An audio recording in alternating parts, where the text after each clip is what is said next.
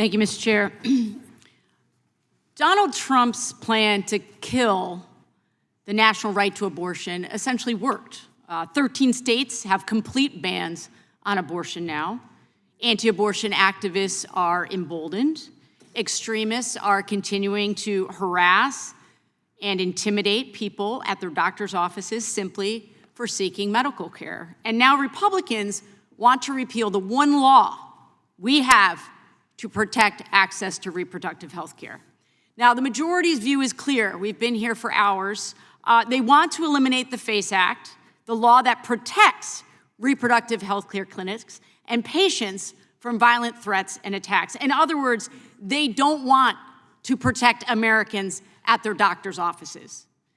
The FACE Act is still so relevant. In fact, it's more important than ever. The American people need strong enforcement of the FACE Act in the face of continued and escalating violence, threats, and intimidation against women and their doctors post-Dobbs.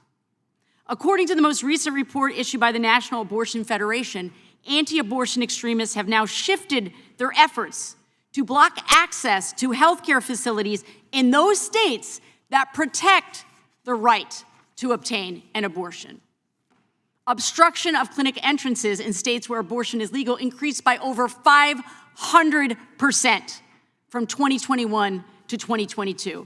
The pattern is the same when we look at assaults, when we look at stalking and bomb threats against abortion providers. In 2023 and 2024, even with the FACE Act in place, there were nearly 1,400 reported incidents of obstructing or trespassing at clinics that provide abortions.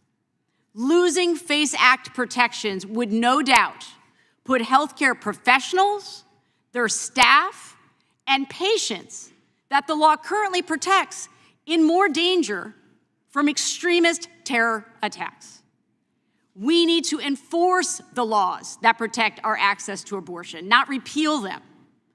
The FACE Act protects access to reproductive health care and places of worship.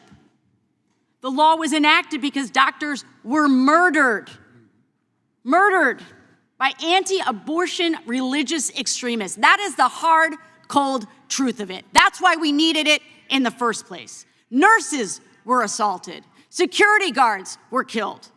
Arson and bombings were commonplace. It's been well documented. And I fear if we repeal this, we are headed right back to that state of violence and lawlessness.